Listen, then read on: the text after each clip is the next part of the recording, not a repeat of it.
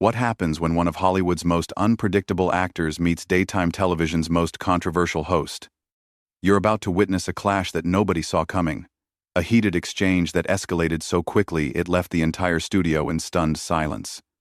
Before we dive into this explosive confrontation, make sure to hit that subscribe button and let me know in the comments what you think really triggered this massive blowout. The tension was palpable from the moment Nicolas Cage walked onto the View set. He was there to promote his latest film, a passion project about independent filmmaking that had taken him years to bring to the screen. The other hosts, Whoopi Goldberg, Sarah Haynes, and Alyssa Farah Griffin, seemed genuinely interested in hearing about his creative process. But Joy Behar had something else entirely on her mind. "So, Nicholas," Joy began with that signature smirk of hers, "let's talk about your spending habits. I mean, we've all heard the stories about the dinosaur skulls, the pyramid tomb, the private island. Don't you think it's a bit irresponsible to blow through a fortune like that?" The question hit like a sledgehammer. This wasn't in the pre-interview notes. Nicholas shifted in his seat, his jaw tightening slightly. "Well, Joy, I think we're here to discuss my film, not my personal financial decisions from years past." "Oh, but it's all connected, isn't it?" Joy pressed on, clearly enjoying the uncomfortable moment she'd created. "I mean, how can audiences trust an actor who can't even manage his own money? You had to sell your comic book collection, your cars, even your homes. That's not exactly the behavior of someone who makes good choices." The studio audience fell silent. Even Whoopi looked uncomfortable, glancing between Joy and Nicholas with concern. But Joy wasn't done. She leaned forward, her voice dripping with condescension. "And let's not forget about all those straight-to-video movies you've been churning out. Some people are calling it the Nicolas Cage money grab. Are you just taking any role that pays the bills now?" Nicholas took a deep breath, his hands clasping together on his lap. When he spoke, his voice was measured, but you could hear the frustration building beneath the surface. "Joy, with all due respect, you're making assumptions about my career choices without understanding the context. Every role I take, whether it's for a major studio or an independent production, is a conscious, artistic decision." "Artistic decision?" Joy laughed, and it wasn't a pleasant sound. "Come on, Nicholas, nobody believes that. You made National Treasure. Then you made Season of the Witch. That's not art, that's desperation." Sarah Haynes tried to intervene. "Maybe we could talk about the new film, which sounds really interesting." But Joy cut her off with a wave of her hand. No. I think this is important. Our viewers deserve honesty. Nicholas, you've become a meme. People don't take you seriously anymore.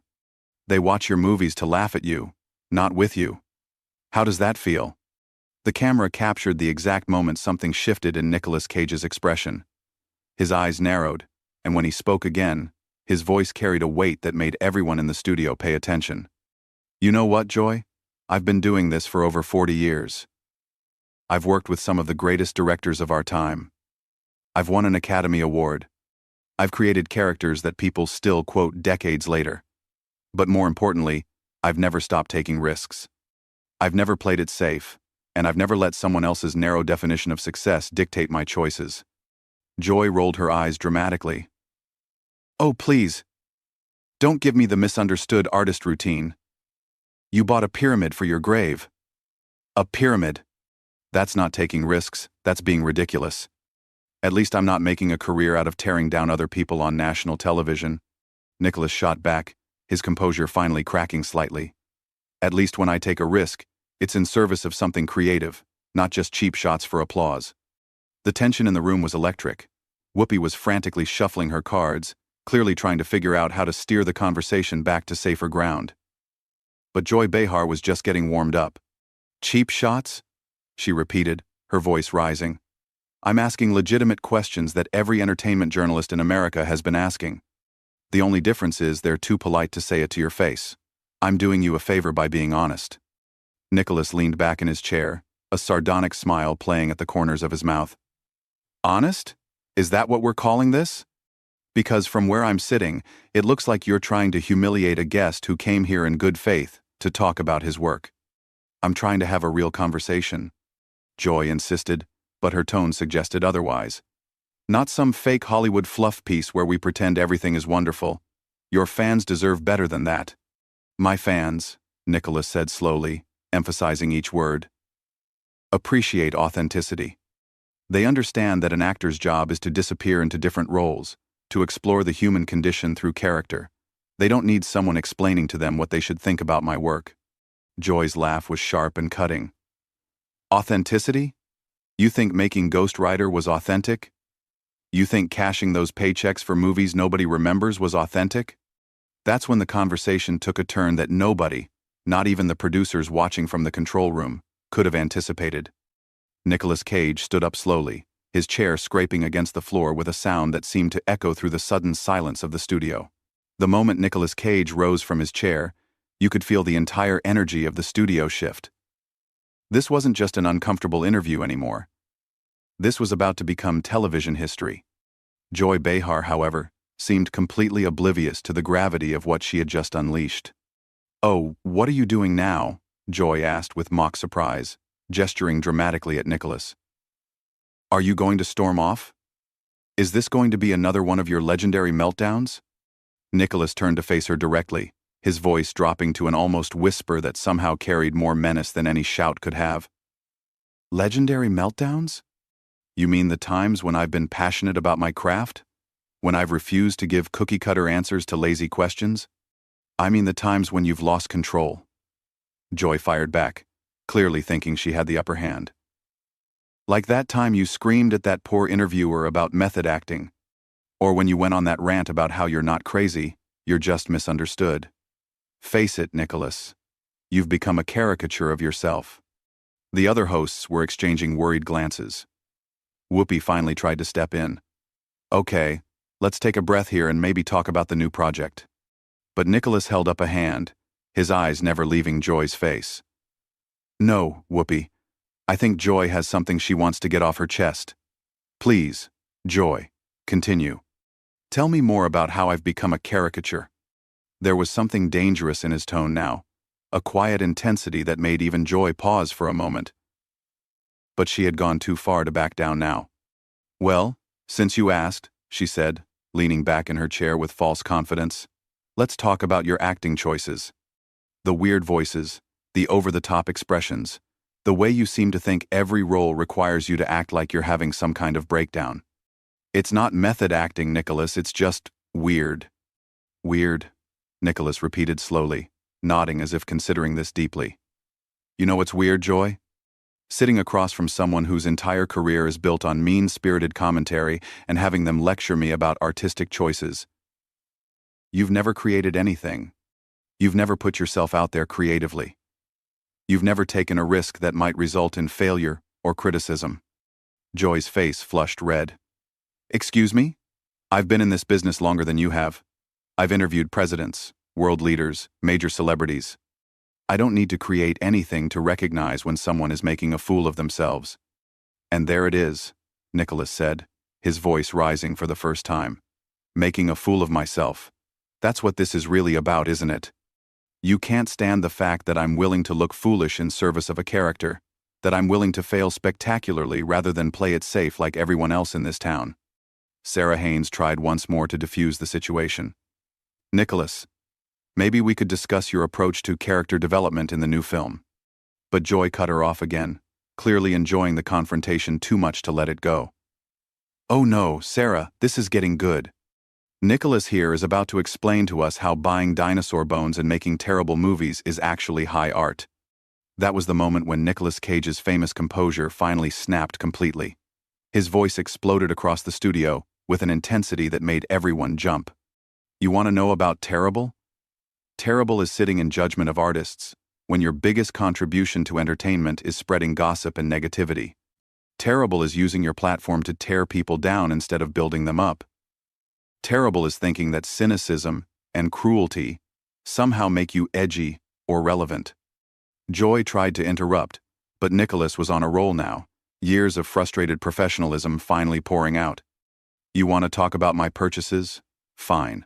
I bought things that inspired me, things that connected me to history and art and the mysteries of human existence. What do you do with your money, Joy? What feeds your soul? Because from where I'm standing, it looks like the only thing that feeds your soul is making other people feel small. How dare you? Joy shot back, her own composure cracking now. I don't have to sit here and listen to this from someone who thinks he's some kind of misunderstood genius. You're not Marlon Brando, Nicholas. You're not even Johnny Depp. You're just a guy who got lucky early in his career and has been coasting on that luck ever since. The studio had gone completely silent except for the low hum of the cameras. Even the crew members had stopped what they were doing to watch this unprecedented meltdown unfold in real time. Nicholas laughed, but it wasn't a pleasant sound. Coasting? You think 40 years of consistently working, of constantly challenging myself with new roles and new directors, is coasting? You think choosing independent films over big studio paychecks is coasting? I think you're delusional, Joy said flatly. I think you've surrounded yourself with men who tell you what you want to hear, and you've lost touch with reality. Your recent movies aren't art, they're embarrassing. And the fact that you can't see that just proves my point. Nicholas took a step closer to Joy's chair, his voice dropping back to that dangerous whisper. You know what's embarrassing, Joy? Embarrassing is being so miserable with your own life that you have to spend every day trying to drag successful people down to your level. Embarrassing is thinking that being mean makes you interesting. Successful? Joy practically shrieked. You filed for bankruptcy? You had to sell everything you owned. That's not success, that's failure. And I came back from it, Nicholas replied coldly. I worked harder.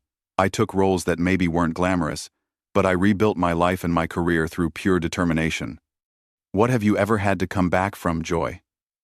What challenge have you ever faced that required you to dig deep and find strength you didn't know you had? Joy was speechless for the first time in the entire interview, her mouth opening and closing without any sound coming out. But Nicholas wasn't finished with her yet. You sit here every day in your comfortable chair, with your comfortable salary, taking comfortable shots at people who actually take risks. And you think that makes you important. But you're not important, Joy. You're just loud. The silence that followed was deafening. Even Whoopi, who had seen everything in her decades of television, looked stunned by the brutality of what had just unfolded. But Joy Behar, true to form, couldn't leave well enough alone. Joy Behar's face had turned an alarming shade of red, and when she finally found her voice again, it came out as a venomous hiss that cut through the studio's silence like a knife. You think you can come on my show and insult me? She snarled, rising from her own chair now. You think because you won an Oscar 30 years ago, that gives you the right to talk to me like that? I've been asking tough questions since before you knew how to act, and I'll be asking them long after Hollywood forgets you exist. Nicholas shook his head slowly, a look of genuine sadness replacing the anger in his eyes. This isn't about tough questions, Joy. This has never been about tough questions. This is about you needing to feel superior to your guests, needing to be the star of your own show instead of letting the actual stars shine. Oh, please, Joy spat back. Don't try to psychoanalyze me. You're the one who needs therapy. You're the one who thinks buying a pyramid makes you interesting. You're the one who can't tell the difference between being an artist and being a lunatic. That word, lunatic, hung in the air like a slap. The other hosts looked mortified. Whoopi actually gasped audibly. Even the camera operators seemed to shift uncomfortably behind their equipment. Nicholas stood perfectly still for a long moment, and when he spoke again, his voice was quiet but filled with a dignity that made Joy's venom seem even more petty by comparison. A lunatic, he repeated softly. You know, Joy. In all my years in this business, through all the critics and all the difficult interviews and all the people who didn't understand my choices, no one has ever been quite so cruel as you're being right now. And the saddest part is, you seem proud of it. Joy crossed her arms defiantly. I'm proud of asking real questions instead of kissing up to celebrities who think they're above criticism. If that makes me cruel, then so be it. No, Nicholas said, his voice gaining strength. What makes you cruel is that you're not asking questions at all. You're just attacking. There's a difference between journalism and bullying, and you crossed that line the moment I sat down. Alyssa Farah Griffin finally found her voice. Maybe we should take a commercial break and reset. But Joy wasn't having it. She turned on Alyssa with the same venom she'd been directing at Nicholas. Don't you dare try to save this interview. This is exactly what our viewers want to see. Real talk. Not some sanitized publicity nonsense. Real talk? Nicholas laughed bitterly. You want real talk? Here's some real talk for you, Joy. Your show used to mean something. It used to be a place where women could have intelligent conversations about important issues. But you've turned it into a circus where the only entertainment value comes from watching you be needlessly cruel to people who can't fight back. Can't fight back? Joy's voice pitched higher. You seem to be fighting back just fine. In fact, you seem to be having one of your famous meltdowns right here on live television. This isn't a meltdown, Nicholas said calmly. This is me finally saying what everyone in this industry has been thinking for years, but has been too polite to say to your face. You're a bully, Joy. A professional bully who hides behind the pretense of asking tough questions. Joy's mouth fell open in shock. For the first time in the entire confrontation, she seemed genuinely speechless. But Nicholas wasn't done. You want to know about my career choices? Fine. I choose roles that challenge me, that scare me, that might fail spectacularly because that's what art is about. Taking risks. Pushing boundaries. You choose to sit in this chair every day and take the safe route of tearing down people who are actually trying to create something meaningful. I create meaningful conversation, Joy protested weakly. No, Nicholas said firmly. You create conflict for ratings. There's nothing meaningful about what just happened here. You ambushed me with personal attacks that had nothing to do with the project I came here to discuss, and you did it because you thought it would make good television. Well, congratulations, Joy. You got your good television. He turned to address the camera directly, his voice steady and controlled despite everything that had just transpired. To anyone watching this who might be struggling with their own creative dreams, who might be afraid to take risks because someone might criticize them, let me tell you something. Don't let people like this stop you. Don't let fear of being called weird or crazy or a failure keep you from pursuing what you're passionate about. Joy tried to interrupt. Don't you dare turn this into some inspirational speech. But Nicholas held up his hand without even looking at her. The world needs artists who are willing to fail, who are willing to be ridiculed, who are willing to be misunderstood. Because that's where real art comes from. Not from playing it safe, not from following formulas, but from being brave enough to be authentic even when people don't understand. He finally turned back to Joy, and his voice was filled with a quiet disappointment that was somehow more devastating than all his anger had been. I came here today to talk about a film that means everything to me, a project that took years of my life and represents everything I believe about the power of independent storytelling. Instead, I got ambushed by someone who thinks cruelty is the same thing as honesty. I feel sorry for you, Joy. I really do. Because you could have been part of something meaningful today, and instead you chose to be part of something ugly. With that, Nicolas Cage walked toward the edge of the set, his microphone still clipped to his jacket. The entire studio watched in stunned silence as he paused at the edge of the stage and turned back one final time. Good luck with your show, he said quietly. I hope someday you figure out the difference between being tough and being cruel. And then he was gone, leaving Joy Behar sitting alone at the table, her face a mask of shock and embarrassment, while the other hosts stared at their hands, and the studio audience sat in complete, uncomfortable silence. The cameras kept rolling, capturing every second of the aftermath, as Whoopi Goldberg tried desperately to salvage what was left of the show, and Joy Behar realized that for once in her career, she had pushed someone too far and lost completely. What did you think of that explosive confrontation?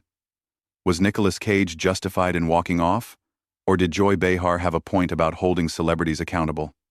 Drop your thoughts in the comments below, and make sure to subscribe for more incredible moments like this that you won't see anywhere else.